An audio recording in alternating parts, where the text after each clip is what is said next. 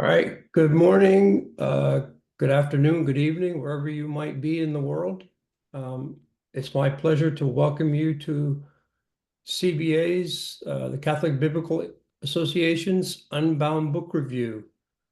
And today we are having a conversation about Letters from Home, the Creation of Diaspora in Jewish Antiquity by Malka Simkovich.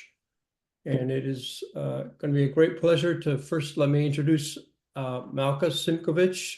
She currently serves as the director and editor-in-chief of the Jewish Publication Society, a position she assumed in September of 2024, I believe.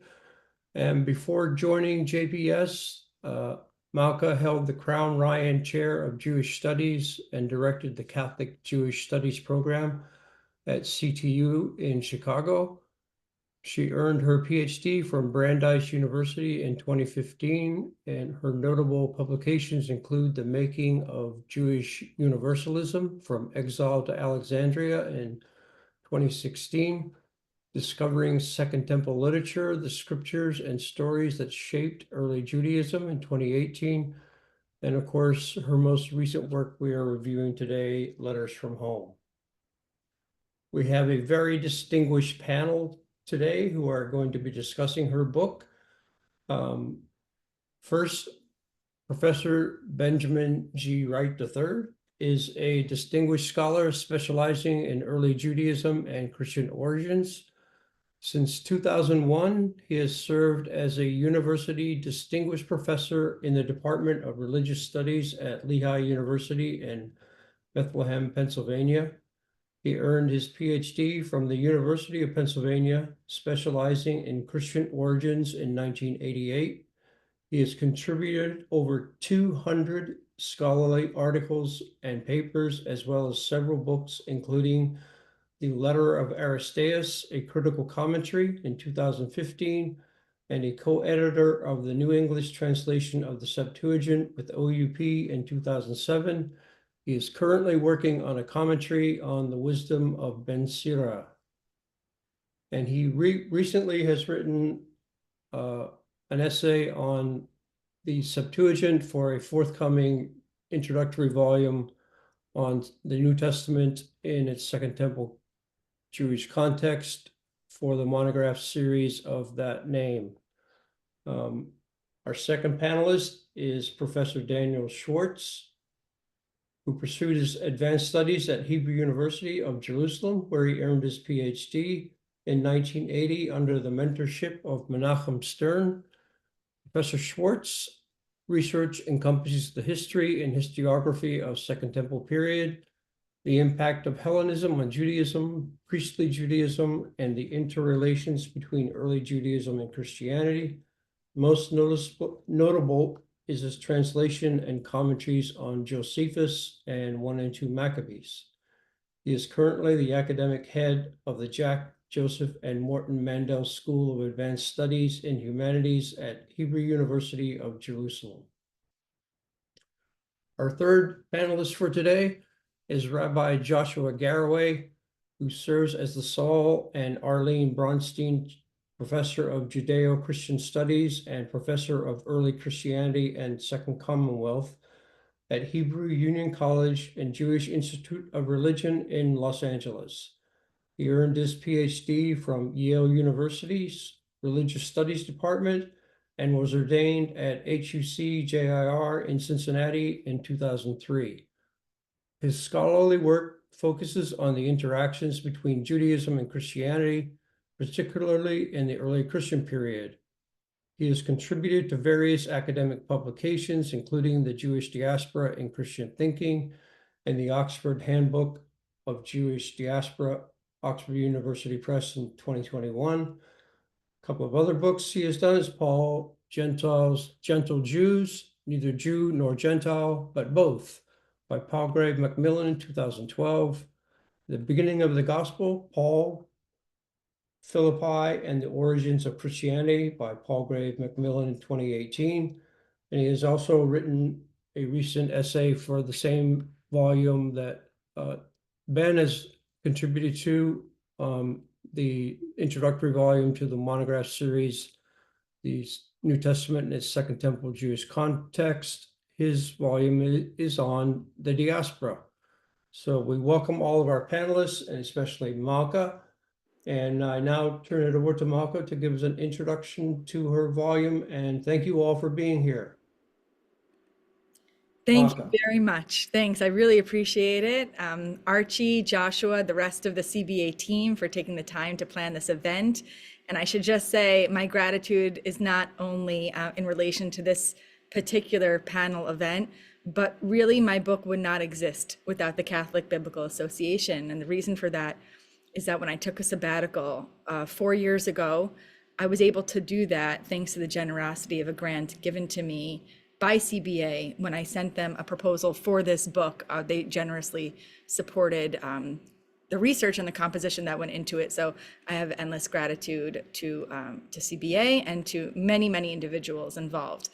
I also want to thank the panelists of this event. This is a huge honor. I've been deeply influenced in different ways by your scholarship, and I'm looking forward to hearing your feedback and your wisdom, and many thanks for your time. And of course, thank you to all of you who are attending this conversation in the middle of your day, at the end of your day. I really appreciate it.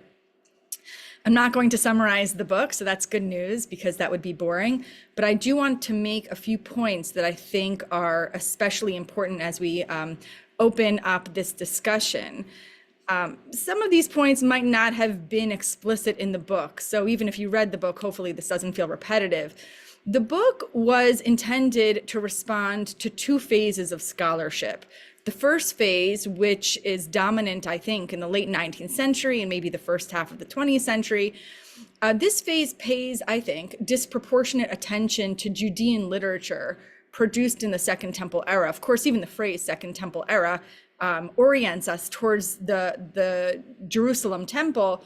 And older scholarship, I think, does presume an association between Jewish life in the land of Israel and authenticity, I think. And there are some assumptions about what life would have looked like outside the land of Israel for Jews, and certain negative presumptions that whatever form of Judaism they practiced would have been corrupted by Hellenistic influence, maybe marginal, inauthentic, not guaranteed to survive, etc. This phase of scholarship pays close attention to, I would say, biblical works, later biblical works such as Jeremiah 43, which presents quite a negative view of Jewish life in Egypt or Judean life in Egypt, and maybe less attention to later non-canonical works. And the second phase of scholarship, which comes out probably in the 1980s, takes a more positive view of Jewish life outside the land of Israel and makes very important corrections to, I think, negative presumptions of Jewish life outside the land of Israel. And this phase of scholarship, again, very important, argues that Jewish life outside the land of Israel was thriving, diverse, and yet the Jews who lived in Egypt, in Antioch, in Greek islands, and also to the east, creatively incorporated aspects of their host culture while maintaining fealty to their ancestral traditions. And so these Jews are trying to work out a balance, of course, between their commitment to their ancestral laws, their commitment to the Jerusalem temple, and their respect, and sometimes their, and I don't think enamorment is a word, but their adoration of ideas that are coming from other cultures. And this phase of scholarship depends largely on texts preserved in the Apocrypha and the Pseudepigrapha. Now, as I was researching for other books years ago, I started to notice something that I thought was striking, and I didn't see much scholarship on this phenomenon, which is that the literature of the first phase of scholarship broadly ignores many Jewish texts produced outside the land of Israel, whereas the literature from the second phase of scholarship pays maybe disproportionate attention to Jewish literature produced outside the land of Israel. And so I wondered, what would it look like to put these texts into conversation with one another, and essentially to read Judean and what I guess I'll hesitatingly call diasporan texts. I don't like the word diaspora, but what would it look like to put Judean texts and diasporan texts into conversation and read these texts for what they were, and they were, I believe, a conversation. It turns out this was actually quite easy to do because many texts on both sides of the diasporic line contain letters between Jews within and without the land of Israel, especially between Jews in Judea and Egypt, and in some cases between Judea and Babylonia. As I was analyzing these texts, I was surprised to see that texts produced within and without the land of Israel share one thing in common, and that is that they speak in one another's voices. And they do so, of course, to different ends. I noticed that Judean texts, especially those that are thought to have been composed in the late 2nd century or early 1st century BCE, speak in the voices of diaspora Jews, and they depict these Jews as sorrowful, repentant, bereft, longing for their homeland, and recognizing that they are somehow extensions of the population of Judahites who end up in Babylonia in the 6th century BCE. Now, diaspora Jews also speak in the voices of Jews across the diasporic line. They speak in the voices of Judean Jews, and these Judean Jews embrace Jewish life outside the land of Israel, speak of their kin in diasporic lands as legitimate, as important, as authentic, and as doing uniquely important work of bringing the knowledge of the universal God to other nations, something that perhaps would have been harder for Jews in Judea to do. Now, these voices, they don't sound like one another. The diaspora Jews in Judean texts don't sound like diaspora texts. And Judean Jews of diaspora texts don't sound like Judean Jews. So I noticed this dissonance. And when I started to look for it, I noticed it in many texts.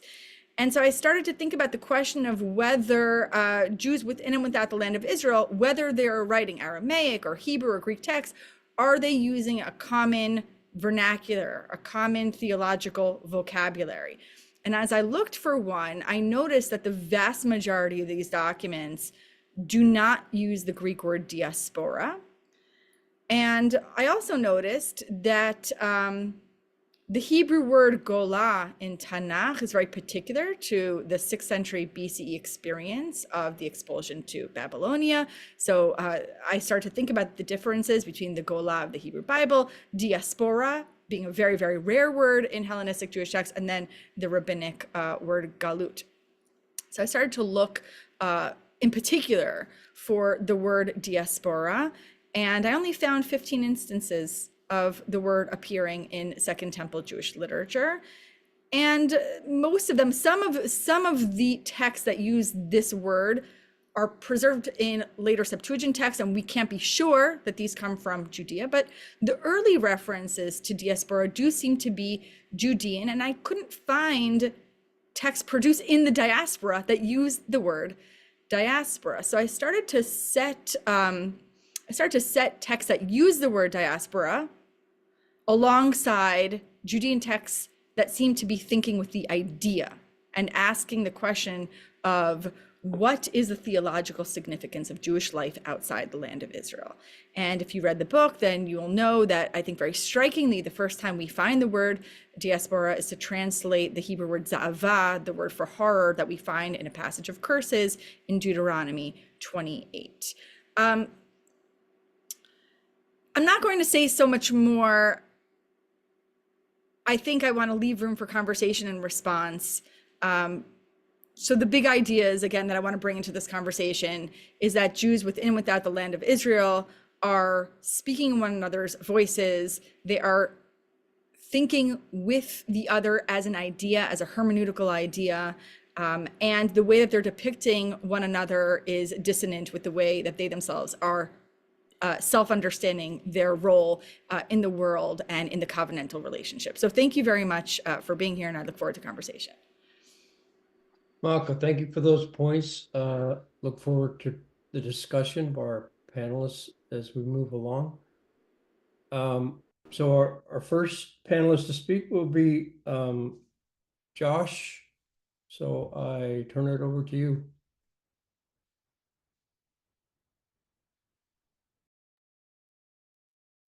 Okay, let me just make sure you can hear me. We can hear you. Okay, wonderful. So let me begin by thanking the Catholic Biblical Association for inviting me to participate in this exciting event. I'm also grateful to the many viewers joining us and, of course, to my colleagues on the panel. I must admit to a slight sense of embarrassment at being stationed alongside Professors Simkovich, Wright, and Schwartz, whose work I have read and admired lo these many years. I also ask that you forgive me foregoing a review of the book under discussion, as Professor Simkovich has just offered one, as well as the requisite praise for the book, which in this case would be well deserved, but would take time from the 10 to 15 minutes I have been allotted to accomplish the task at hand. We have been asked to offer specific questions about the book that might serve to guide the ensuing discussion.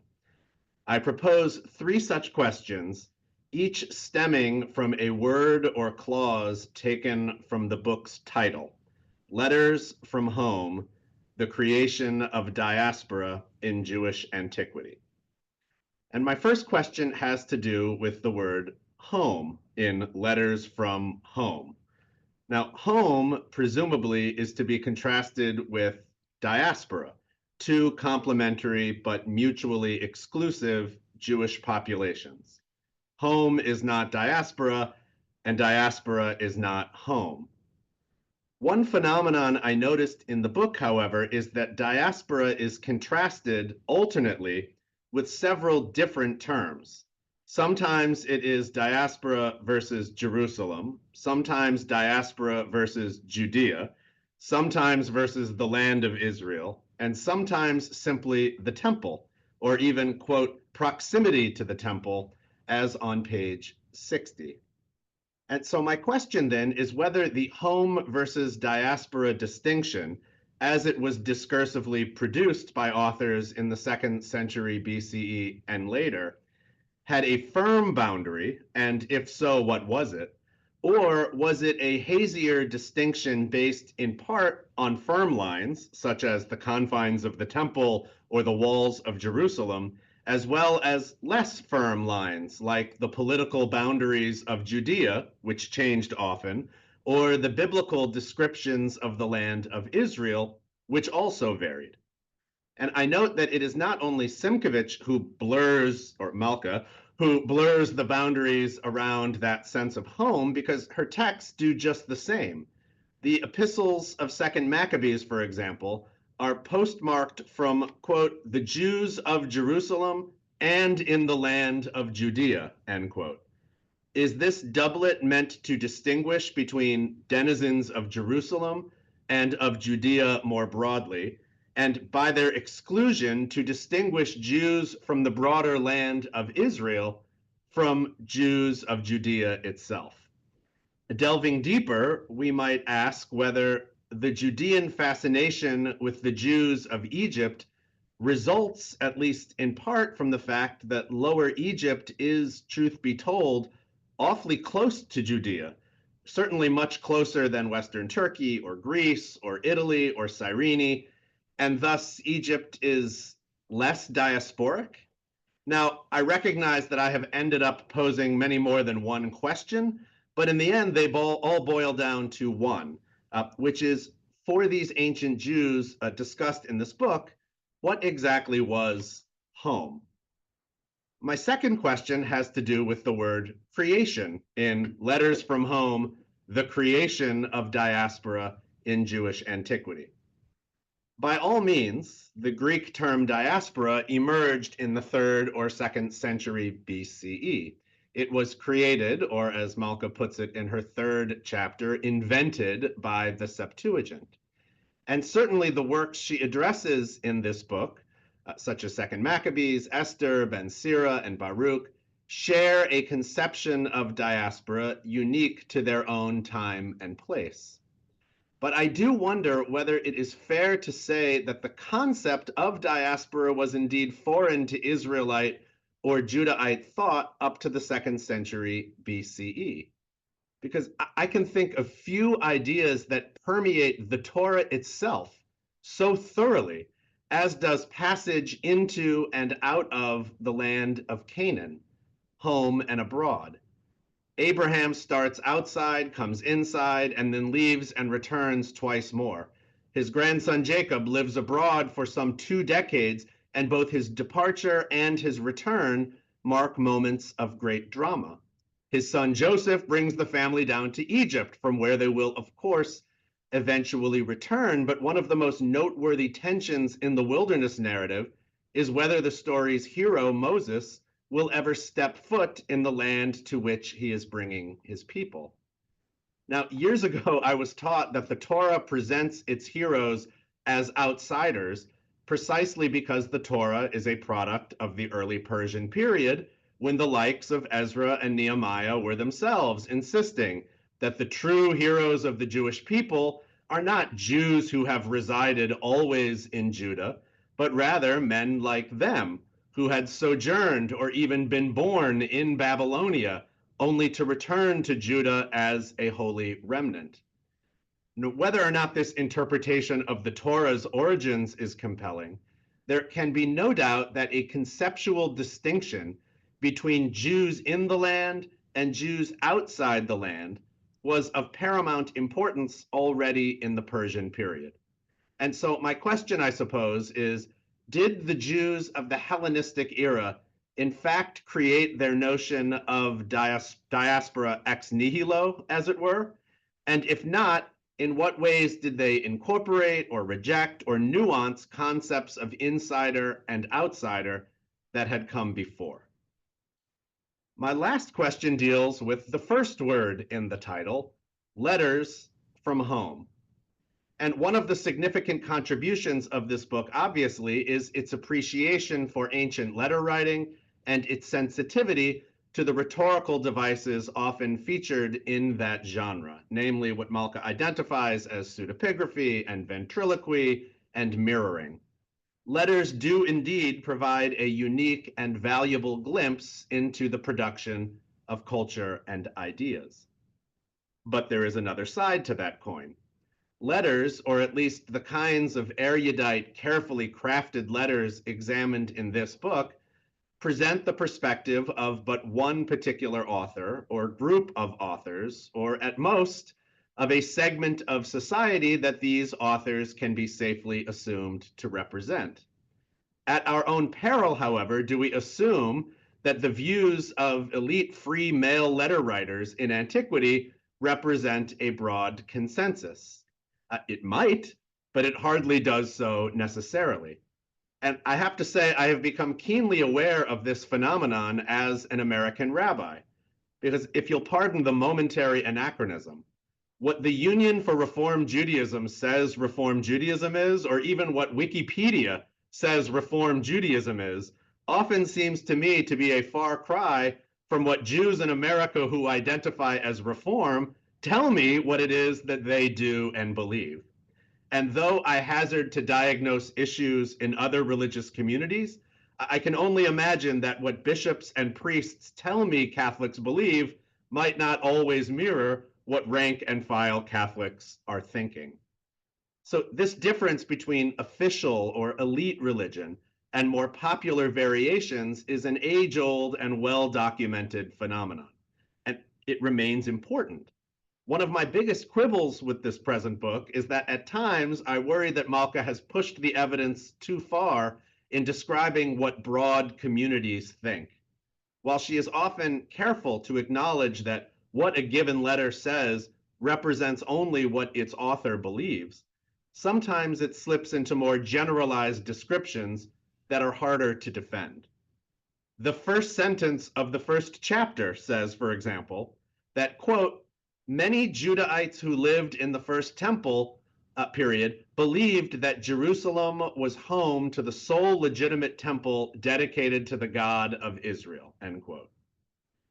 I'm just not sure that's true.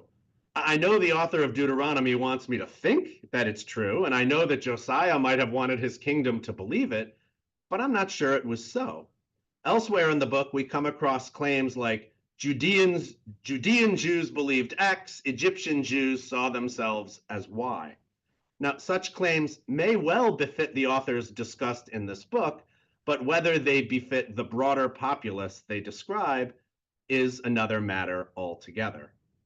And social history, admittedly, and especially in antiquity, is a notoriously difficult enterprise. Ascertaining details about the daily lives of the ancient masses or the modes of their thought is often simply impossible, but not always. Through archaeology, graffiti, tombstones, novellas that strive for verisimilitude, and other sources, it is possible to penetrate beneath the elite veneer of so much of the surviving literature. And so my final question is, what evidence is there from these more popular sources that might help us shed further light upon what is revealed in the writings explored in this book? And with that third question, I shall bring my remarks to a close. Before doing so, please allow me once more to extend my thanks to the conveners and attendees of this event, to my colleagues on this panel, and especially to the author of this book. Congratulations, Malka, on this delightful contribution to our field. Thank you. Josh, thanks for raising such very interesting questions, and I'm sure they'll make a great discussion. And I'm now going to turn it over to Ben for your points. Ben?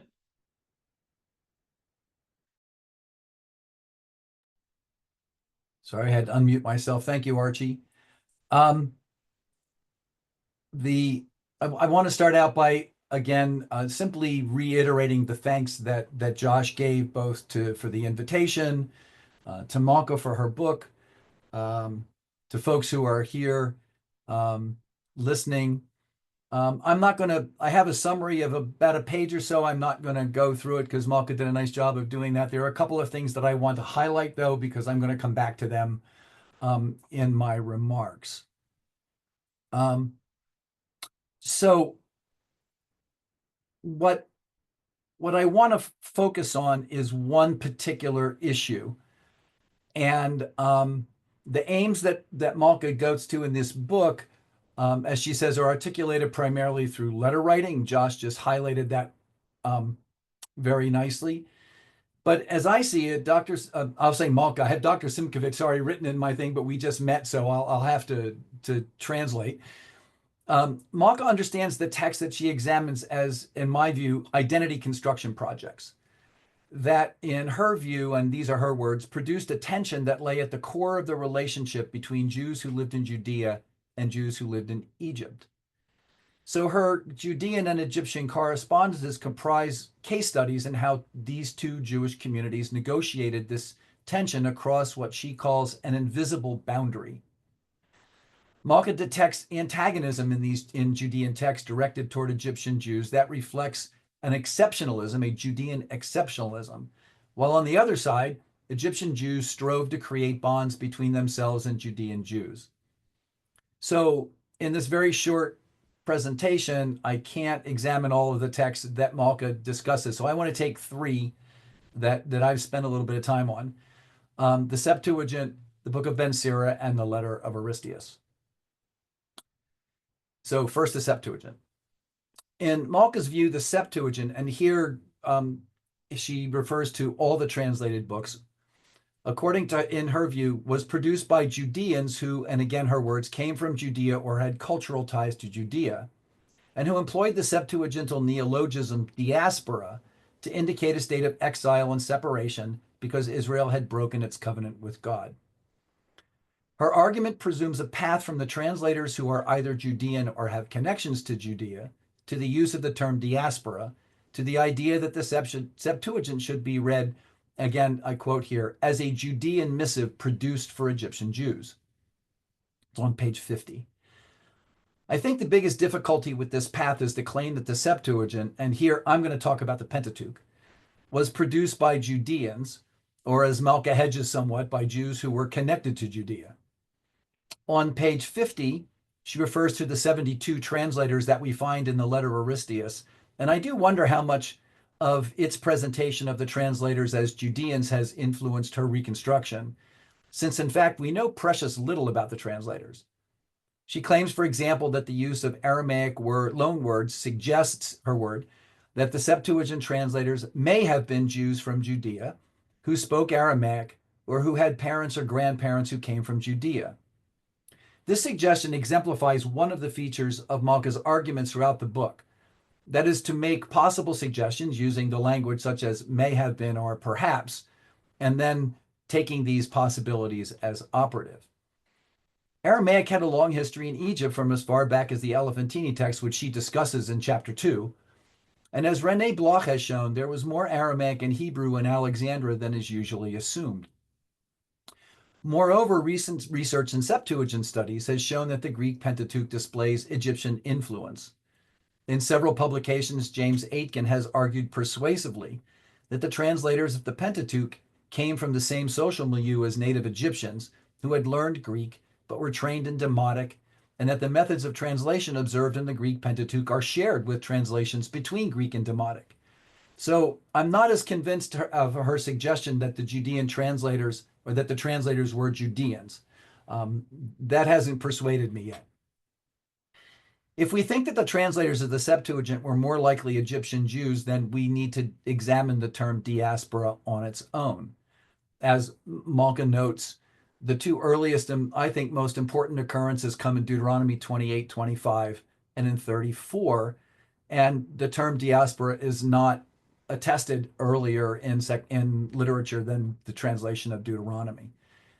In 2825, actually, John Weavers thinks that the reference to diaspora is to the exile, where, and as Malka noted, diaspora here translates zavar, terror.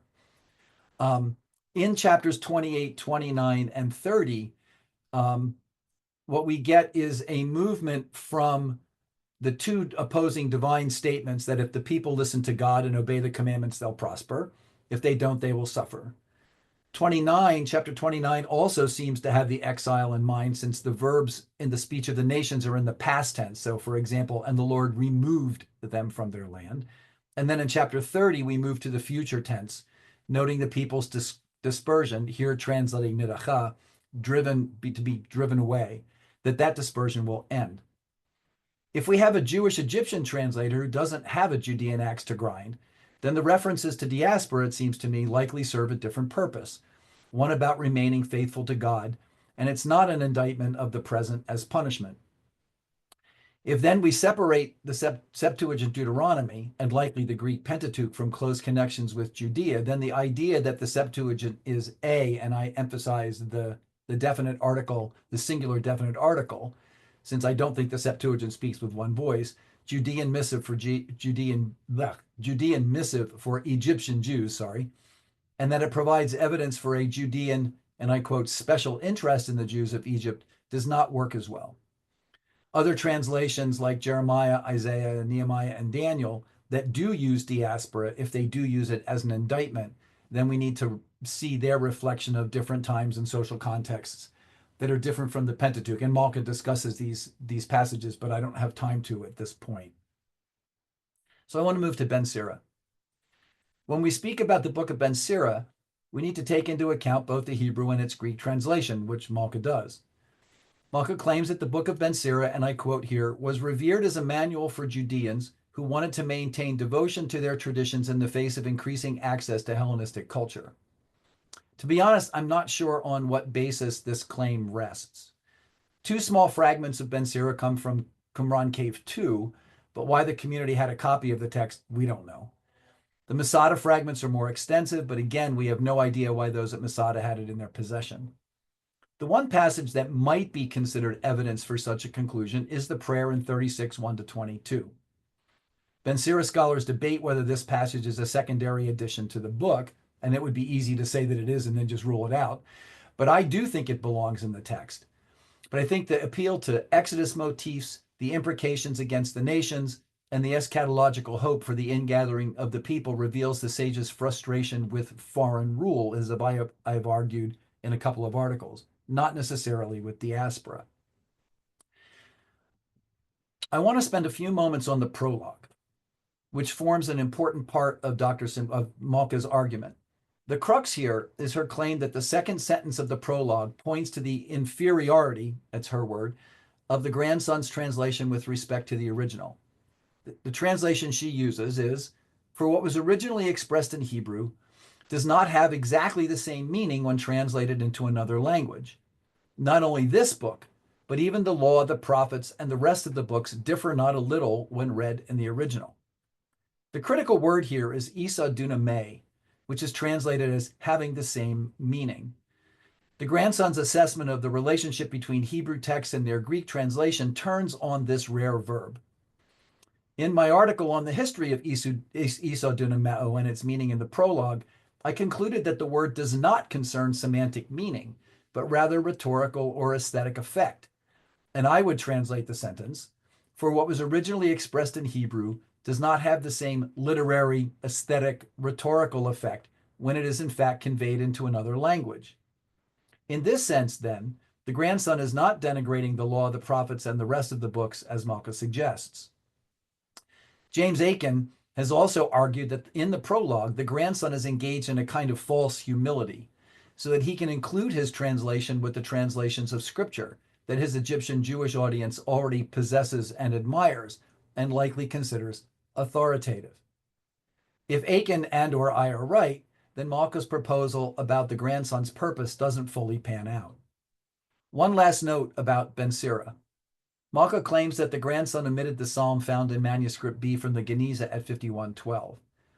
The fact that none of the versions of Ben Sira have this psalm, particularly the Syriac, which was translated from Hebrew, points to this psalm not being part of the earliest form of the book, and the grandson almost certainly did not have it in front of him. Moving to the letter of Aristeas. With the letter of Aristeas, Malka turns to the other side of the equation, how Egyptian Jewish texts construct diaspora. Her general thesis is that these Jewish Egyptian writers, and I quote here, brought themselves into mutual relationship with Judean Jews in stories that argue for the integrity of Jewish life outside their ancestral land. Certainly, the letter of Aristeas pictures a peaceable and mutually constructive relationship between Egyptian and Judean Jews. I agree generally that one of the points of Aristeas is to highlight the good relations between Jerusalem and Egypt, although I want to comment on two passages here.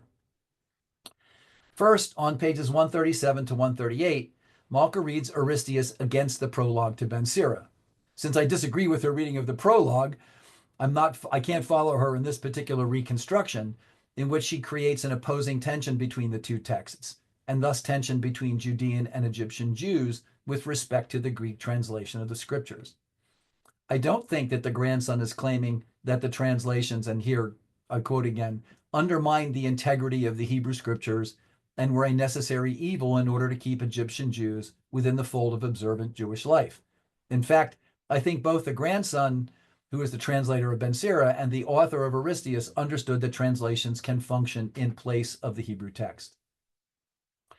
An important section of Aristeas is Eleazar's Apologia for the Jewish Law in paragraphs 128 to 171.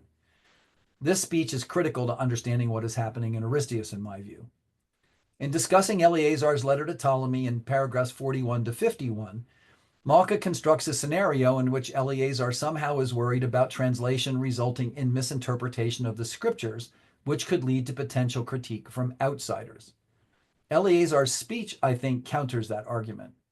Here the author uses ventriloquy, a Jewish high priest exegeting Jewish kosher law. The speech is part of a larger theme in Aristeas, which inverts the Exodus story. Ptolemy becomes a benefactor pharaoh. The Jews do not have to flee Egypt, but rather the law is given a second time, only now in Egypt and in Greek. This speech is somewhat ironic, since Eleazar explains the meaning of some kosher laws as what Moses intended, but he does it in Greek, the language of translation and the language of the Egyptian Jewish community. The Greek translation, Eliar asserts, contains Moses' intention, and thus it can serve as a replacement for the Hebrew. In her concluding paragraph on Aristeas, Malka makes a reconstruction which Aristeas is intended to, quote, instill pride in Egyptian Jews and to allay Greek concerns about Jewish disloyalty. In my view, Aristeas was meant for an Egyptian Jewish audience. I've argued in my commentary that the text does display concerns on the part of the author's community, but I'm not convinced that these are about disloyalty or complaints about practices of Egyptian Jews, as Malka suggests on page 151. In my view, the text rather argues for the ability of the author's Jewish community to participate with confidence in the larger world of Hellenistic Alexandria as Jews. What Moses intended is contained in the translation. The pious translators, who were trained in both Hebrew and Greek literature, outperformed the king's own philosophers in the 7 symposia. All the Greeks in this work get Jews and Jewish practices. The Exodus theme, from freeing Jewish slaves to the giving of the law a second time in the translation, speaks somewhat to Malka's conclusion. The author of Aristius, and I quote here, the author of Aristius presents Egyptian Jews as mutual partners with both Judean Jews and Egyptian Greeks. I agree, but I don't think it's necessary to envision a competitive and tense struggle between Judean Jews and Egyptian Jews to reach that conclusion for Aristius. One last comment before I close. I think one underlying theme in the book is the idea that the competition and tension between Judean and Egyptian Jews stems from Judaism as represented by Judean Jews and Hellenism as represented by Egyptian Jews, and that this tension plays a major role in the development of diaspora as a discursive category. I think the situation is more complex than these reified categories allow. The categories of Judaism and Hellenism as opposites come to us out of an ancient polemical context, and the more that we can complicate them, the better our reconstructions will be. I do think that there are other cases in Letters from Home that fit Malka's thesis much better than the text I've discussed here in terms of the tension piece of it. Baruch might be one example. Despite my disagreements with some of Malka's readings, however, I completely affirm the approach of thinking about the idea of diaspora as a discursive category in ancient Jewish texts, and I thank her for her work, and I thank her for this book. Thank you, Malka. Thank you, Ben. Appreciate your thoughts. That's definitely going to make some interesting discussion. And we now turn to our third panelist, Danny. I hand it over to you now. Thank you. Okay. So thank you very much for this invitation, for the opportunity to meet the book, meet the participants. It's always nice to meet new people far away from you all, and don't have all that many opportunities to do this. So I'm happy to have the opportunity now. I have a PowerPoint for a couple of things along the way. Let me see if I can get it up here. Yes.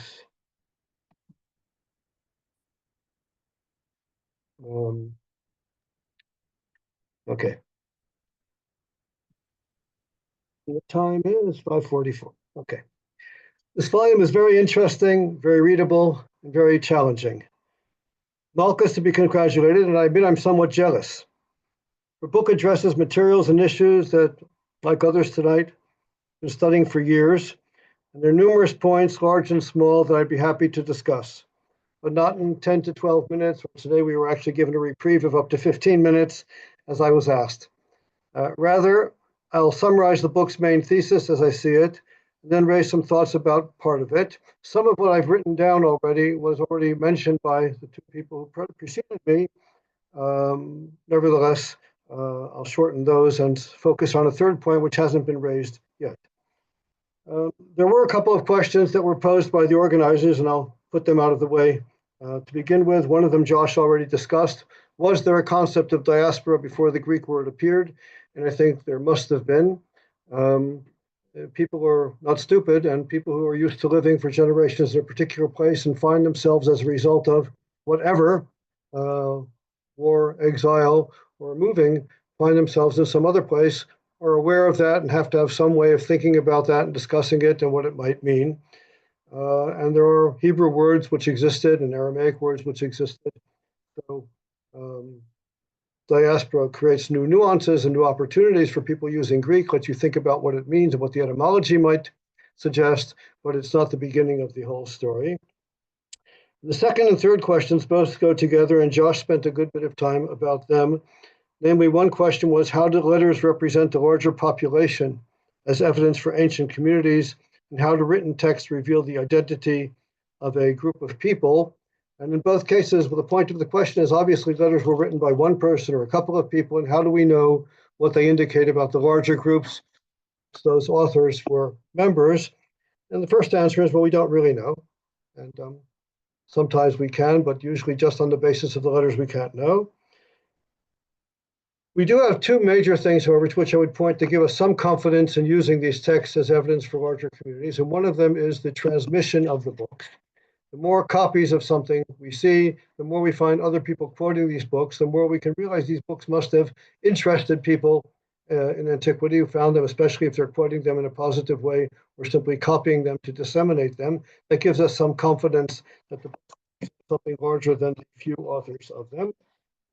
And more broadly, and this is what we really do usually in our historical work, if we can understand why the points of view expressed in an ancient book should have been congenial for the community of which the author was a member, then we find ourselves tending to assume, well, then they probably did represent the needs and values held by other members of that group as well.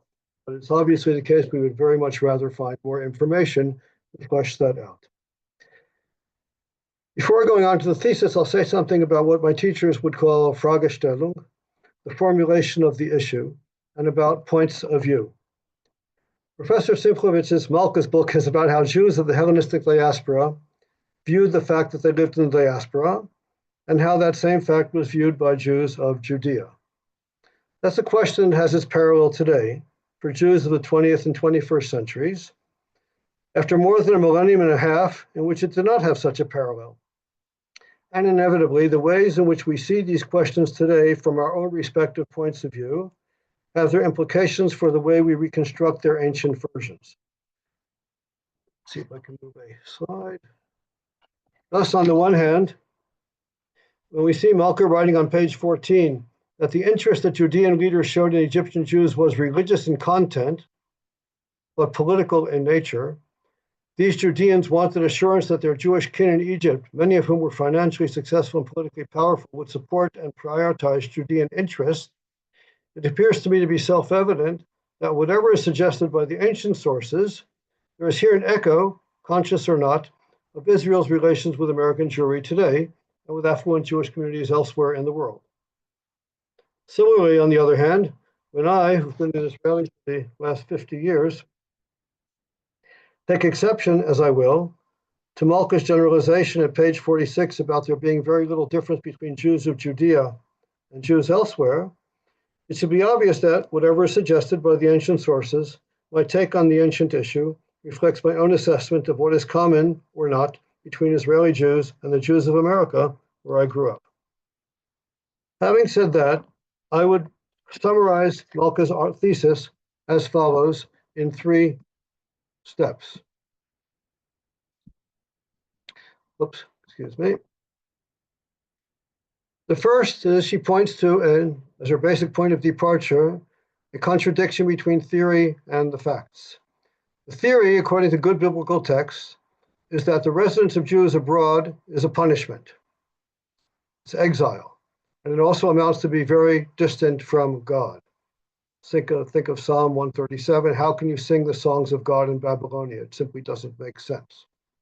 But on the other hand, actually, there was very little difference between the life of Jews in Judea and abroad. So the Bible says one thing and the facts of the matter were different. Second, it was functional and therefore usual for Judean Jews to adopt the biblical view and at times to express it in appeals to Jews of the diaspora that call upon them to recognize their secondary status and be loyal to Judea. Hence the Judean invention of diaspora and the Septuagint, to which I'll return in the next slide very briefly. In contrast, it was not functional for Jews of the diaspora to adopt that view. And as a rule, they did not. As a rule, they did not. Moreover, usually they were doing well where they lived and were not suffering from exile. So usually they ignored the issue and also the term diaspora. And they saw life abroad as a given. Having some trouble with this. They saw life abroad as a given, not as a problem. And they were acting as if there wasn't much of a difference between Judea and diaspora, which in fact is the case, according to the first stage of this thesis. Moving back to the second stage just for a minute, Ben talked about this at some length, so I won't go on, but here you have the passage, which also caught my interest, in which Malka asserts that the Septuagint can be read as a Judean missive that was produced by Judean Jews, produced for Egyptian Jews, that's comparable to epistolary texts that were produced by Judean Jews and intended for Egyptian Jews. She refers there to Aitken in her footnote, but actually Aitken doesn't really press that Judean background of the translators. He actually tends more to think about people who were Egyptian Jews or had been Egyptian Jews for a good while. In general, however, I respond to the thesis and say that whatever one thinks of this or that detail, including that characterization of the Septuagint as a Judean document, in general, the thesis is fine. It's intuitive. People may be expected to adopt positions that make them comfortable with what they have. I think that's a general rule of life. So Judeans should like to adopt biblical views that indicate that being a Jew in Judea is better than being one abroad. Examples like the Judean letters that open Second Maccabees or the prologue to Ben Sira, while Jews abroad may be expected to ignore such views or even to find a biblical basis for the opposite. And you can always find biblical basis for the opposite of such things. Think about Philo and God walking about in our midst, quoting the same verse in Leviticus that's quoted by Paul. Or think about Stephen's speech in Acts chapter 7, where he simply collects all the passages he can find in the Bible where God is present and active outside of the land of Israel. So who needs the temple of Jerusalem, where actually God doesn't live because Isaiah says he doesn't live there. So you have plenty of text from both sides. We're saying what people should expect to have. But I would take issue with the second part of the first stage of her argument, where she claims that there wasn't much of a difference between Jews of Judea and Jews of the diaspora. She says this quite clearly a couple of times, for example, at page 46, where she talks about them all being cohesive, not disparate.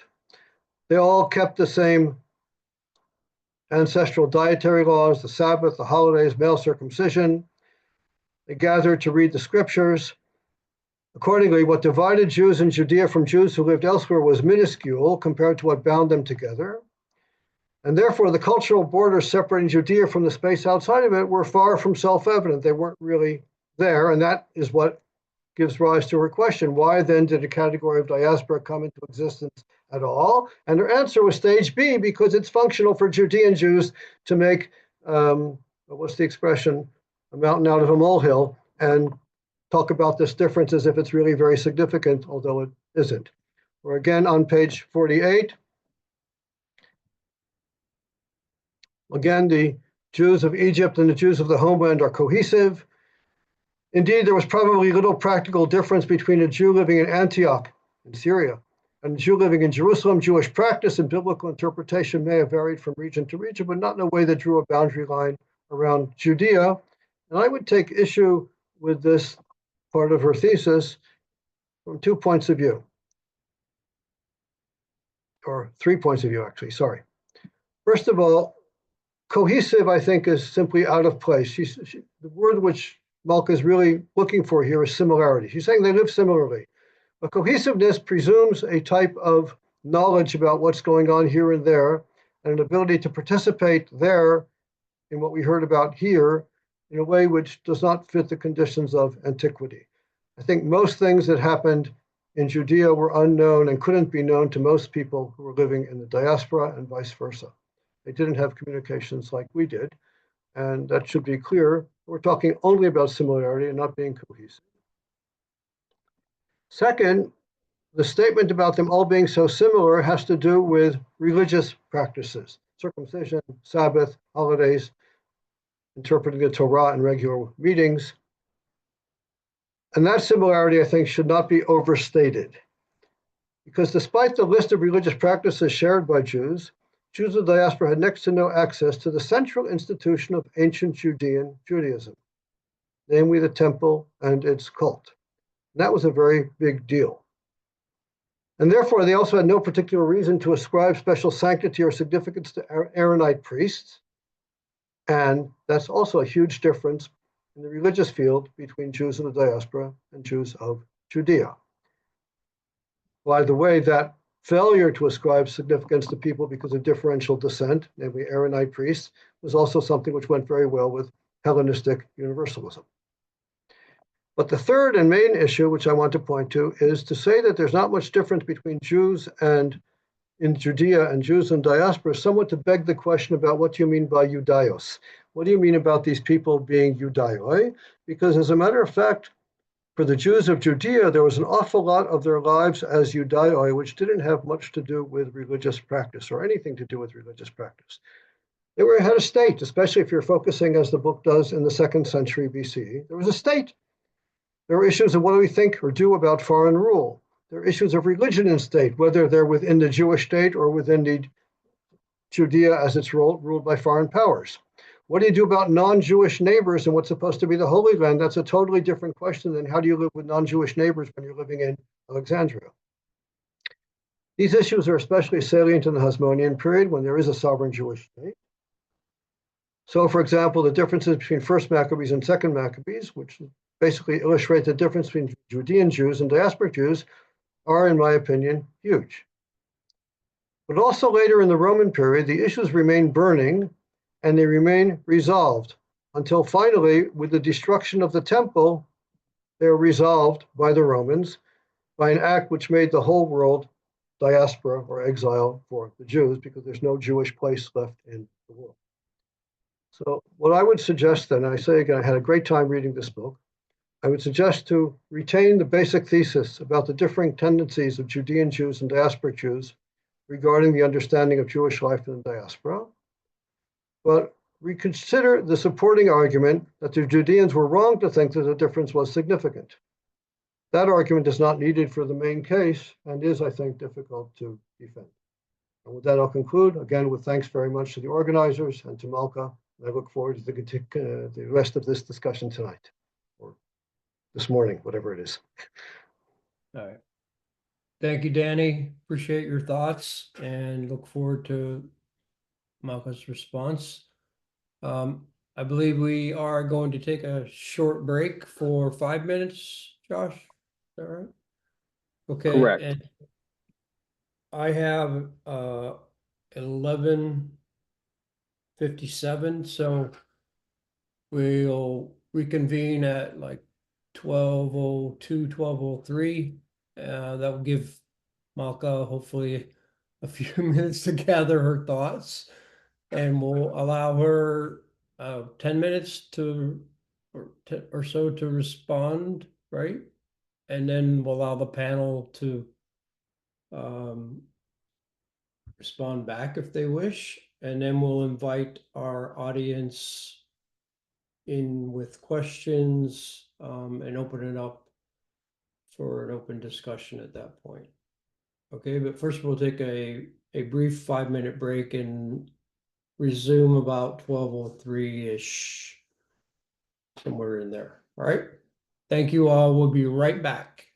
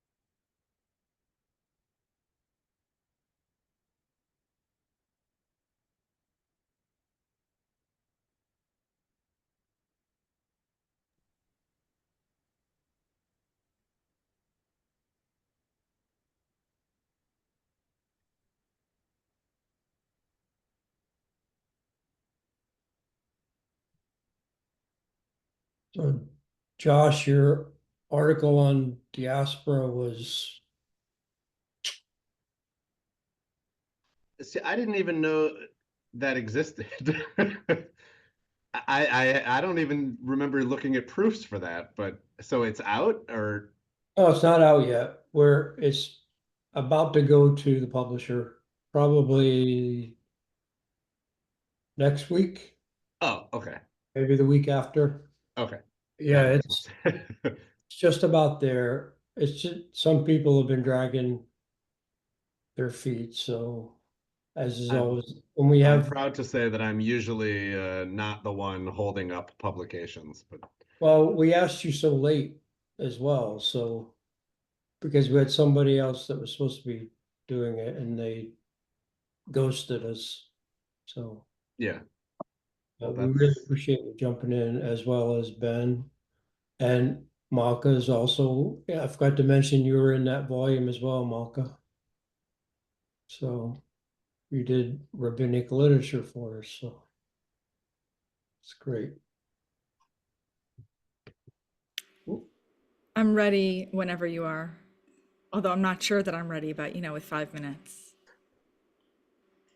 It'll be fun. These are always fun. Break a leg. Okay, should I get going? As soon as Josh says okay. Yes, let us begin. Welcome back, everyone.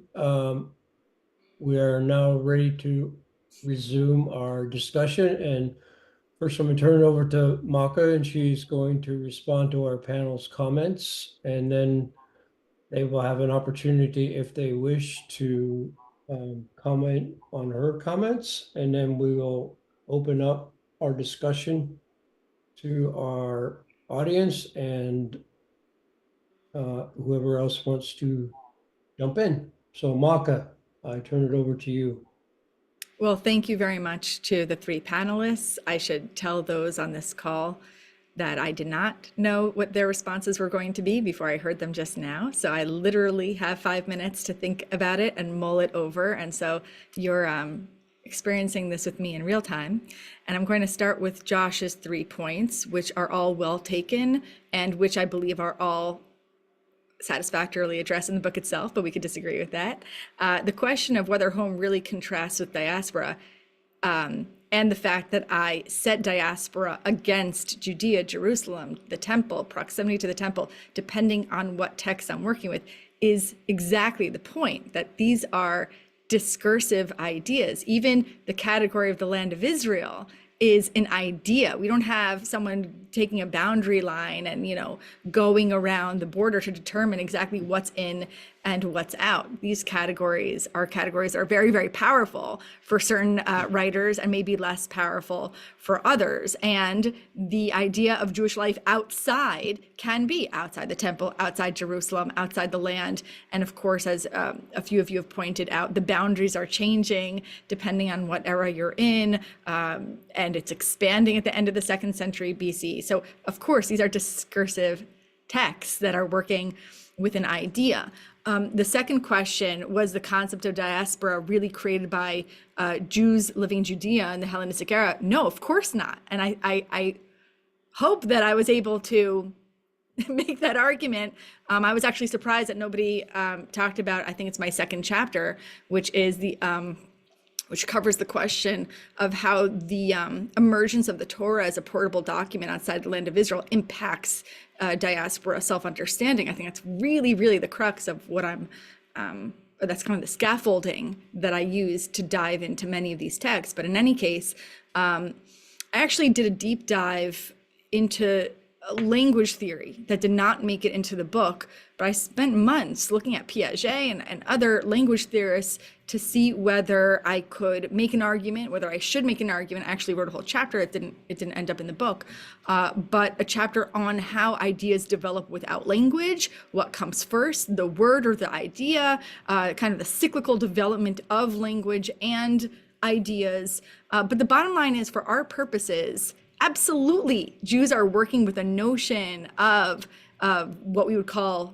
diaspora without the word. So I hope that that comes across in the book. Now, at the same time, when we're talking about patriarchal stories in Genesis and stories of migration and movement and perceptions towards life outside the land of Israel, I don't think that those stories represent an identical view towards diasporas as Hellenistic era texts. In other words, there are some texts representing some people at the beginning of the 1st century BCE, which suggest that some Judeans believe that all life outside the land of Israel comprises a monolithic theological experience. In other words, if you live outside the land of Israel, you are an extension of the biblical Golah, and it doesn't matter where you are. Now, again, that is not the opinion of every single Jew in the land of Israel. It's the opinion of some texts that have come down to us today,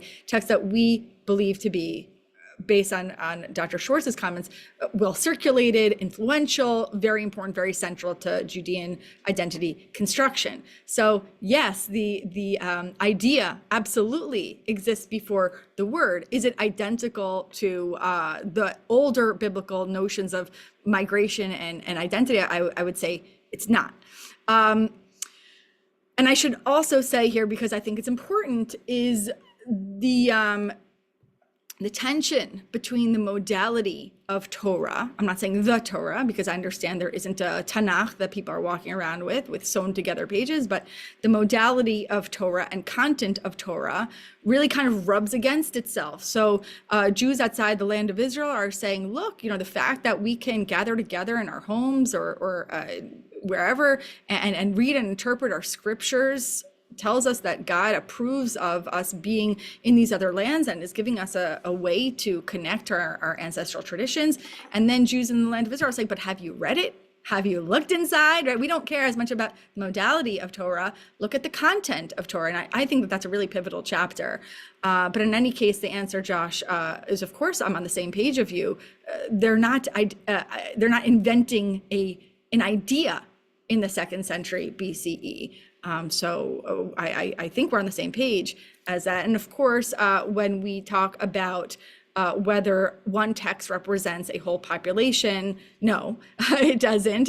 The task of a literary historian is a task of examining an elite, a minority. At the same time, what I haven't found is significant literary and material evidence that in a very powerful way undermines this tension. So I'm not going to say every Jew in the land of Israel thought with the idea of diaspora and associated diaspora and Jewish life with inauthenticity, but these are patterns, these are trends, and I'll get to Ben's comments about the Septuagint in a second, right? These are patterns and trends, and I can't prove that the Pentateuch, as we have it in Greek, is 100% a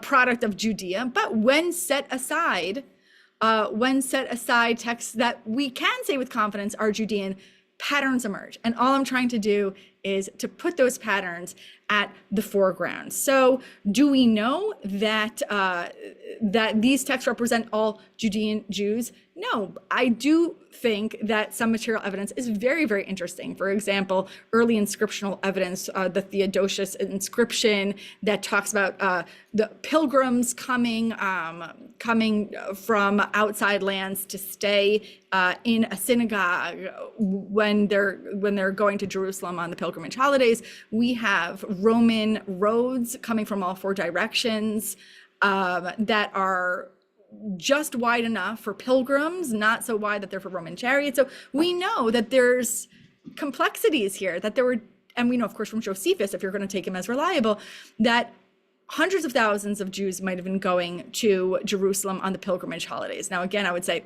Josephus inflates his numbers. Even if it was hundreds of thousands of Jews, what about the millions, or what about the Jews who aren't going? So, of course, the literary representation in these polemical documents are not reflective of historical reality, which is much, much more complicated. So your points are well taken. And I hope, again, that in the book, I make clear that the idea exists before the word, that these are discursive notions that are being constructed deconstructed, dissolved, kind of on what's the phrase, on pillars of sand. These are ideas. Okay, now on to Ben. I hope it's okay that I'm not saying Professor Wright, but saying Ben. Okay, all right. So thank you. Is absolutely correct that I'm treating these letters as identity construction projects. When I was talking about the Septuagint, God forbid would I say the whole Septuagint is a Judean collection that should be read cohesively. I don't think that is at all possible. As someone who is not a scholar of the Septuagint, I relied on analyses by Emmanuel Tove and others who make connections with Palestinian Aramaic and argue for some kind of relationship with, or at least intimate understanding of Semitic languages that are being spoken in the land of Israel at this time. And so again, all I can say is it looks to me like these are texts, and now I'm speaking specifically of Deuteronomy 28, that can be read as consonant with texts that we know were produced in the land of Israel that express a kind of negative view of life outside the land of Israel. I can't say for sure, and I can't purport that I am an expert of the Septuagint. So that is why I do hedge in the book, and I understand that that might not seem satisfactory or even responsible. I do hedge in the book, but I'm saying just take note of the patterns. Look at this document alongside Judean texts that have this and this to say about Jewish identity outside the land of Israel. And I think that these patterns are emerging. I was a little bit confused about the representation of some of my arguments, and maybe we could talk about that during the conversation. When my argument about Aristeas is represented as saying that I'm reading Aristeas as in a struggle with Judean texts, I don't think that is true. I don't read Aristeas as being in a struggle. I do read Aristeas as defensive. And one of the arguments that I'm trying to make about Aristeas is that it's defensive in two relationships: in the relationship between Jews in Egypt and their local host empire, host culture, and the relationship with Jews in their homeland. I hope one of the contributions of the book is that when read alongside 3 Maccabees, we should not read Aristeas and 3 Maccabees as completely opposite, coming from totally different communities, totally different milieus. That is correct when you're looking for information on the relationship with the local culture. But we haven't spent, I think, enough attention or enough focus on this very, very important relationship that Jews in Egypt are thinking with as an idea, and that's a relationship with their kin and their homeland. And when you look at that relationship, you find some really interesting alignments. And so my analysis of Aristeas, I hope, is put into conversation with 3 Maccabees to say, look, this is a relationship that Jews really cared about. Is it an overt struggle with Judean Jews? No.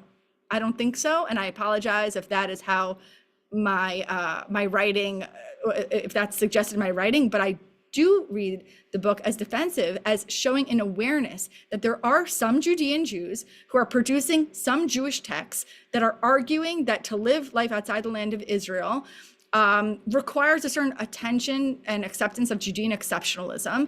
And I think that there is some undercurrent of awareness of that attitude in Aristeas. Not a struggle, not a battle, but defensiveness. That's my argument. And of course, I would happily stand corrected if that is if that turns out not to be true.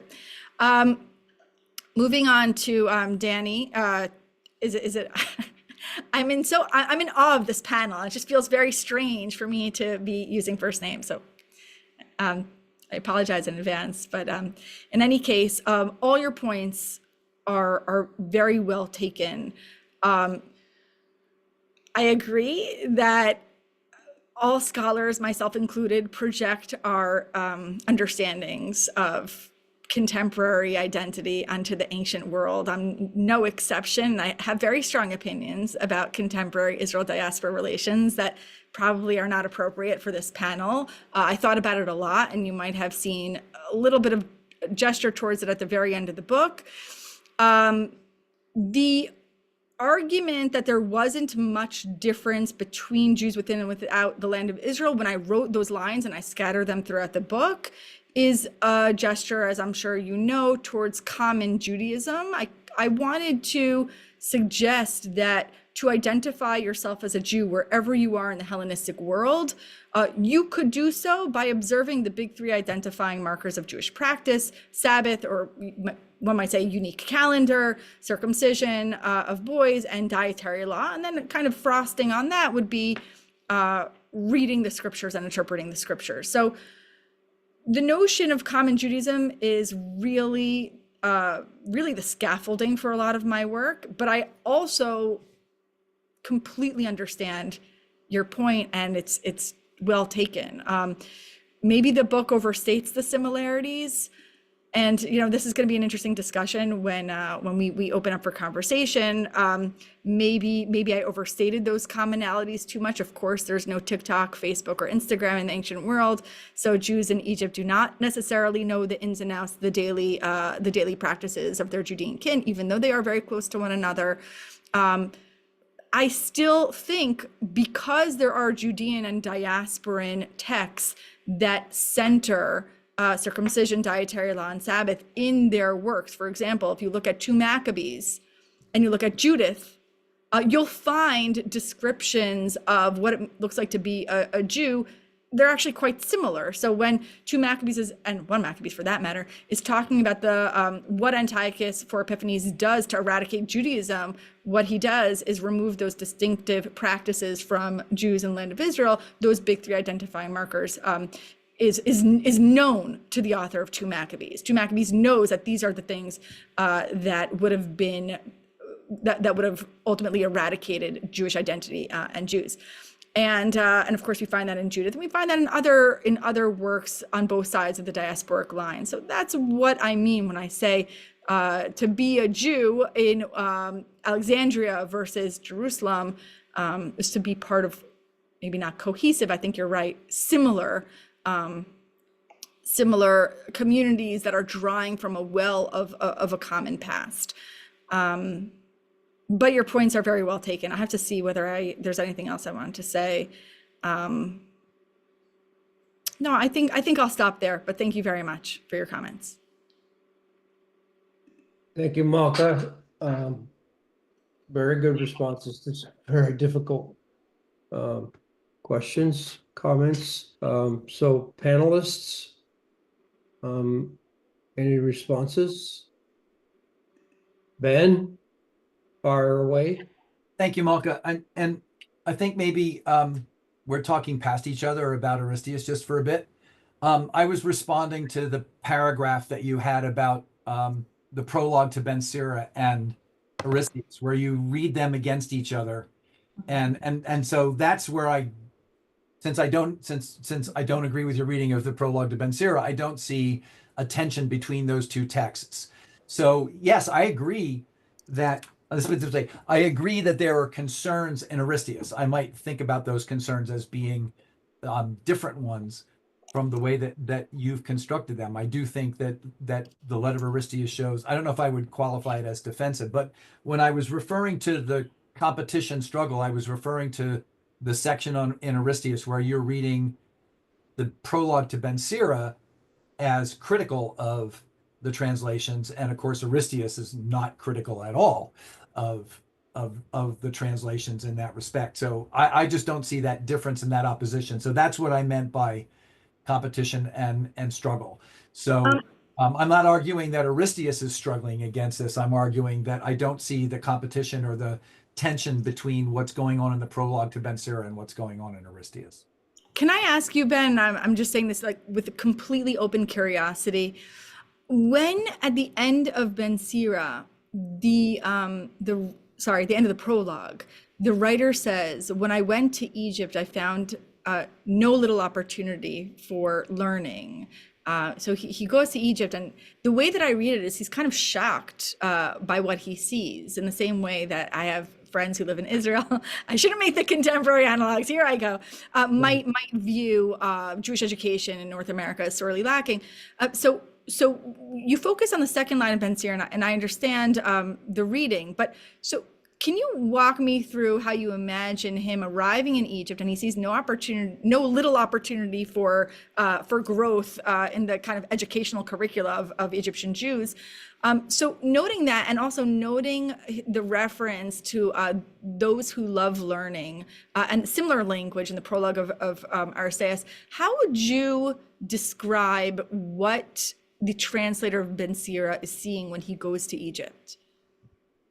Okay, I mean that's a reasonable question. I'm not sure what he's saying. The word that gets translated "no little opportunity," right, is aphomayon, and that's a problematic word in the textual transmission of the prologue. Folks, the manuscripts are all over the place. And in fact, in my translation of Ben Sira, I've actually said, I actually think it means something like, I found a copy of something. So he goes to Egypt, he sees something that prompts him to think, oh, my grandfather's work would fit really well here. And so I guess what I don't share is this idea that somehow he goes to Egypt and he sees something lacking. He sees something, whatever that might be, and says, oh, my grandfather's work would fit really well here. And if in fact he is, if in fact in that second sentence, and again, I'm going to make this very short, Archie, if in fact in that second sentence, he is not talking about meaning, but the effect that you have when you read something, the aesthetic or literary effect, then that changes the reading of the prologue in such a way that I think he understands the Greek. He sees the Greek translations of the scriptures. He wants his grandfather's wisdom to be added to them. He thinks they belong there. And in the prologue, he's trying to make a case for that. Jim Aiken and I argued for a long time about whether it was false humility or not, but I think Jim's case is also the same, that he really wants his grandfather's wisdom included in these texts that already these people possess, admire, and view as authoritative. I'll stop there because I just don't want to monopolize the conversation. Well, I'm actually genuinely curious. If we could just stay on this for 10 more seconds, I'd really appreciate it. I don't have the Greek in front of me of the prologue, but what I remember is that there's a contrast between those who love learning at the beginning of the prologue as a reference to Judean Jews, and at the end of the prologue, those who wish to make greater progress in learning as a reference to Egyptian Jews. And so I was picking up on that and saying, if he really saw these populations as equal kin, he would have kind of used the same formulation. So I was reading that as a contrast and saying, isn't that interesting that the Egyptian Jews simply want to make greater progress, but it's the Judean Jews who are, kind of set above as having already achieved that progress. So I'm sorry. Go ahead, finish. No, I think that you get my point. Again, is this a significant difference? Is this something that is maybe less explicit in the Greek? I'd appreciate your thoughts on that. I can do this really succinctly. The first sentence and the third sentence mirror one another. Right. The first sentence, Judean Jews have his grandfather's wisdom. In the third sentence, they don't. And so the idea of making progress in learning is saying, I'm going to give you this from my grandfather who studied the scriptures and he knows all this stuff. So that and in here, I think this moves a little bit in your direction. What Judean Jews have, you can have too.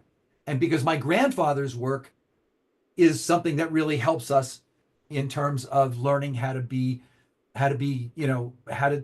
the right stuff. So he's trying to fill a gap that he sees for sure, right? In that sense, I wouldn't articulate it in such a contrasting way.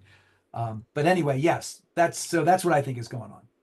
Okay, so I guess where I was trying to make a connection was between that similar language in the prologue and the prologue of Aristeas, which uses similar, this is for a text for people who love learning. And well, maybe I should stop there because I was going to then talk about the letters between Eleazar and Ptolemy, but that's maybe a different conversation. That's very helpful. Thank you. And maybe at some point you and I can continue this conversation privately and in ways and because I know I've been taking up too much of the conversation. No, but I appreciate this because what I saw, not as a struggle, but as a defensiveness in some of these texts, I think can be read according to whatever tone you kind of project on it. I mean, the tone here is really hard to pin down. So when I was reading the prologue to Ben Sira, and he says, I came down to Egypt and I saw no little opportunity for learning, I read that as a paternalism. But as Danny pointed out, I'm reading maybe through my own projections, and certainly alongside other texts. And another thing that no one has brought up, which I think is hugely important, is those letters that are appended to Maccabees, which really make it explicit. So again, putting those all alongside one another could have led me to read a tone into the prologue of Ben Sira that might not have been there. Danny, sorry, Danny, Josh, you want to respond to any of Malka's comments? Danny? I had a couple of different things to say. Thank you very much for clarifying what you meant by similarity between Jews here and Jews there, or common, and pointing to common Judaism. And I'll simply say that's precisely, I think, the issue. I would agree with you that you could talk about common Judaism, people looking at Jews according to their religious practice in Judea or in Alexandria or in Antioch, and say, oh, these people are Jewish, they're doing the same thing. But the question is, what does that have to do with the way the Jews in Judea look at the Jews abroad as being similar to them or not? Which basically means what proportion of their self-identity as Judaioi is expressed by these religious practices, or what does it have more to do with what they're doing about the state or the neighbors or the Holy Land or the temple or things like that. I will contribute, if you're looking for a good text of the type which you and Ben were talking about and wondering about, at the end of the 23rd chapter of the first book of Josephus' Against Apion, I think you have a good case of Josephus making snide comments about the poor ability of Hellenistic Jews or diaspora Jews to understand Hebrew. He said, I understand, but we have to forgive them because they don't really know Hebrew very well. Thank you. It's a problematic passage, but I can send you an article I wrote about it. And the last thing is, I think, when you talked about when Ben said that Aristeas was arguing and you said, no, he was only responding, that's all just a matter of adverbs. I mean, basically, I think you're both agreeing about that, that your argument is basically that they're aware of a gap, they're aware of criticism, and responding to it with more aggressively, less aggressively. It's a matter of, I don't know, what's it called, politically correctness, how exactly they phrase it, but it comes out to the same way. And I think they probably were aware of such, what's the word, smug arrogance on the part of Jews. And again, before, when I spoke the first time around, I said something about, I mentioned Stephen's speech, but there are other texts like that. They read like some diaspora Jews are fed up with this arrogance of Jews in Judea who think that they have God in their backyard and that we people have no access to them. And now and then people will respond like that. Let's leave it like that. Yeah, that's very helpful. Thank you. Josh? I'm happy to move on to questions from, there's not that much time left. We should give everyone a chance. So. All right. Oops. Is there question in the chat that I'm going to put to Malka and Danny, but I want to preface it that it's, you know, it's a bit of an issue, and if you want to pass on answering it, feel free to do so. Okay, so it's from Richard Lux.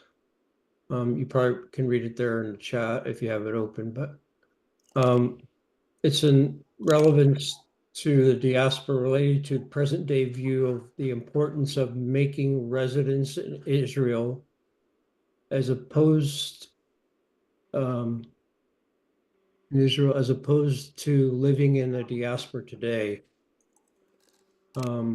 If you have, I know you said something about that in the towards the end of your book, Malka and Danny. I think you made some passing comments about that. If you want to comment further on it, I know it's kind of a I'll say a little bit indirectly, if that's okay. yeah, yeah. Just use this opportunity to say that in my anecdotal experience with friends and relatives in Israel today, is an assumption that the Hebrew word for diaspora, the Hebrew word that is commonly used, is tfutza. And there's an assumption that tfutza is a neutral word.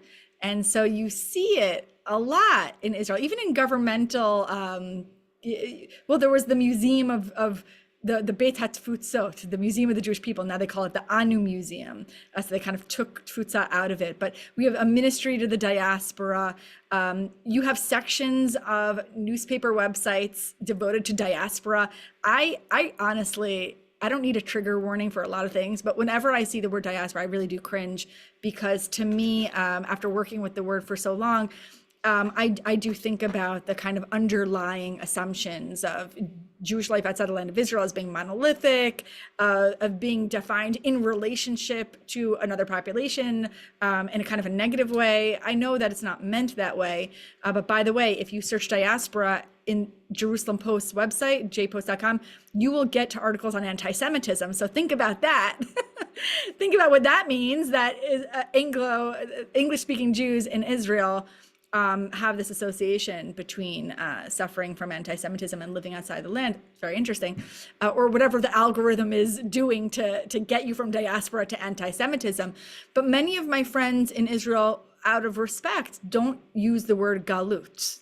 They don't speak about Jewish life outside the land of Israel using that word. They say tfutza. And I like to rudely challenge them on that, because I don't know that any word in any language is neutral when it comes to identity categories, but certainly the rabbinic conception of galut is I think more nuanced than some ancient usages of diaspora. The galut encompasses all Jews wherever you live. It's it's spatial, but it's also temporal. So you live in a state of galut, even if you live in the land of Israel, which brings the Jewish people together in anticipation of the redemptive messianic age. And so galut, in a way, is more, it doesn't splice the people in half. It encompasses a unifying experience. And there are many midrashic traditions in which God enters the galut with the people and experiences an estrangement together in a kind of intimate, sorrowful, intimate way.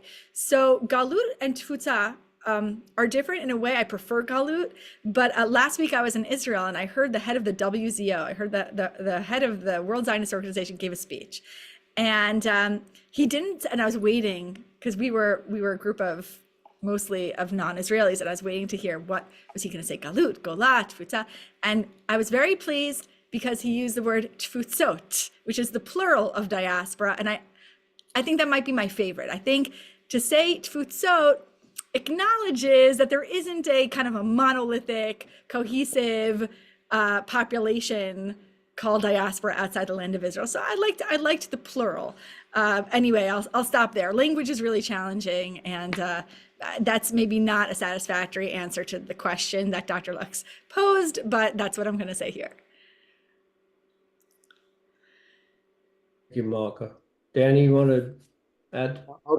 I'll just give a very short response concerning the question of whether and to what extent our views on ancient issues are impacted by our situations in our own lives.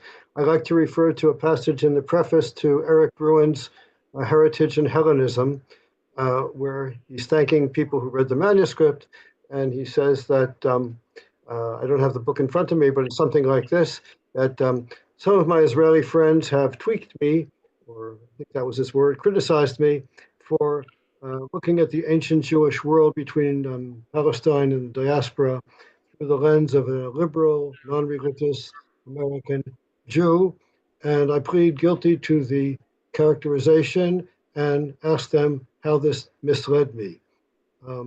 Namely, the fact that things that we say, which we write, are even suggested by things which we see in our lives today, does not in any way entail the conclusion that they're wrong historically.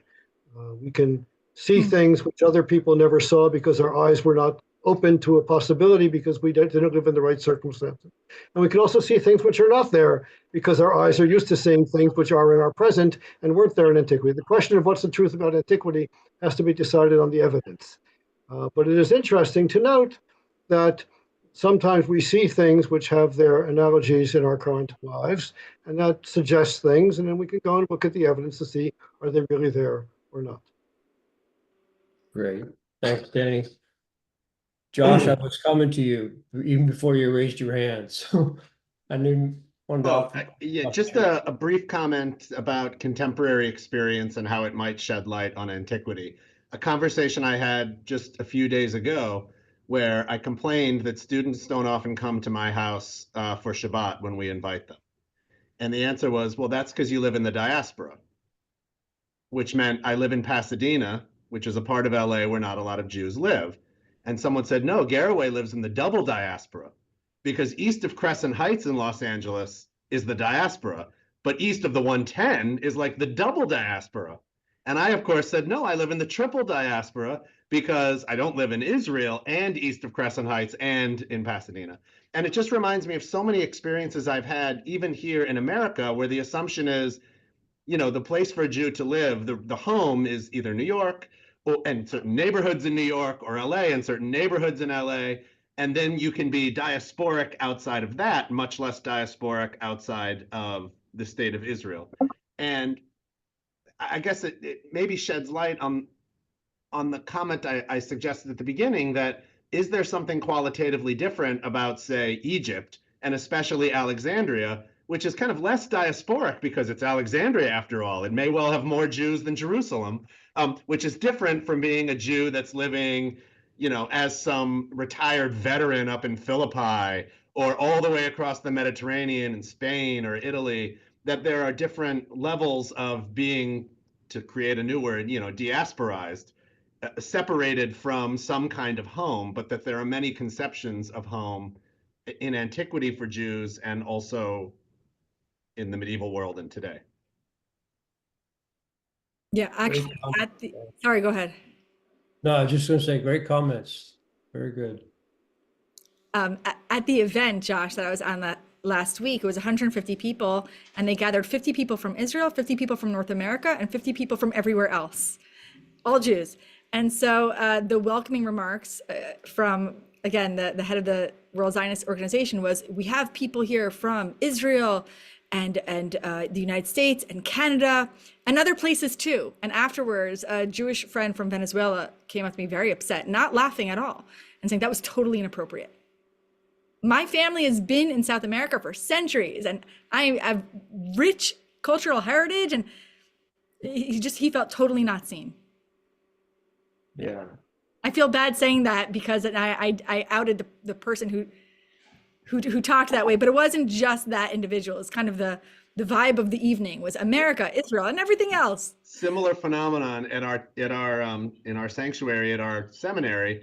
We always had an American flag and an Israeli flag. Pretty standard North American Jewish thing in the last 50 years. Then, of course, a Canadian student stood up and said, well, we have to have a flag of Canada. Now we have a New Zealand student, an Australian student.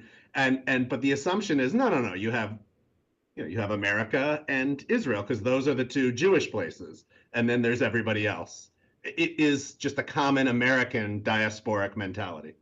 Well, and that actually speaks to the problem or the challenge of the text that I was working with, especially those letters appended to Maccabees, because when they're writing, they're saying, well, this is to Aristobulus, it's actually to all the Jews in Egypt, and then you're thinking, is it just to everybody? Or is it specific to only Jews in Egypt? Or are Jews in Egypt a stand-in for every Jew outside the land of Israel? And they're just kind of the paradigmatic diasporan Jewish community. Or maybe they send copies all over the world with different cover letters. I didn't think about that. That's interesting. Yeah. Well, Any- I'm sorry. I just want to Go go ahead. back on what Malka just said. I mean, if you look at the letter of Aristeas, the question of whether Egyptians stand in for everybody else is an interesting one, because what happens when Ptolemy II decides that these things ought to be translated, right? It's not just going to benefit the Jews in Egypt; it's going to benefit the Jews everywhere, right? So there's it, and Philo picks up on this and runs with it, right? I mean, Philo just runs with the beauty of the translation, which everybody can now see, how to worship God properly, and in Life of Moses, book 2. So, I guess you probably could make an argument, it seems to me, that that Aristeas that Egyptian Jewry might stand in for other people. The only other comment I want to make about Aristeas was, what's fascinating about Aristeas is the 3 things, Malka, that you identified as being Jewish are not in Aristeas at all. There's no Sabbath, there's no circumcision, never mentioned. Probably because Eleazar in his speech is actually excoriating Egyptians who do similar things. They have food laws and they also circumcise. So, and he's trying to distinguish Jews from Egyptians. But those those kinds of Jewish practices are not in Aristeas at all. And the question, one of the interesting questions is why? Though he does exegete a couple of the kosher laws. Oh yeah, Yeah, I that's was a gonna huge say. passage. Huge. Yeah. Well, yeah, but it's about birds and it's about ruminants. And that's about and doesn't he then have the one about moles too, that well, he says conceive in don't. the ear, and Yeah, the weasels who give birth through them. I mean, that's a whole nother interesting tradition, right? But there's no circumcision, there's no Sabbath observance. Those are just, he's silent about those things. And Moses is always just Moses is lawgiver, and the law is legislation. So I think what's happening is the author is trying to create a picture of Jews and Judaism in Alexandria that's not different from Hellenes, who have their lawgivers and their own specific kinds of laws, who do their own national things, which the Hellenistic kings of Egypt were perfectly happy with in general, right? And you see some of that later in Heracleopolis, but that's a later period in terms of the papyri. So I've always found it interesting, and I made a few comments about it in my commentary, that Sabbath and circumcision don't occur in Aristeas at all. He's completely silent about them. Very interesting. Thank you. Anything else? Well, I don't see any other questions in the chat. And so this is your last chance to speak up. All right. Let's thank Malka for writing this wonderful book and the opportunity to discuss it today. Thank you, Malka. Appreciate it. Thank you very much to everybody here. And thank you for this great panel. Your comments and discussion. This was a great Unbound book review. And thank you so much for participating and taking the time out of your, I'm sure, very busy schedules. And to all 4 of you, thank you so much. Thank you to our audience for being here and joining in and hearing this great discussion. Our next Unbound book review will be on the book by Rafael Rodriguez, titled The First Christian Letters, Reading 1st and Second Thessalonians, which will take place on April 9th from 10 a.m. to 12 p.m. Eastern Time. So we invite you all to join us in that. Again, thank you all for being here at CBA's Unbound Book Review, and look forward to seeing you again soon. Thank you all once again to our panel. Thank you. Thank you, everyone. Bye for now.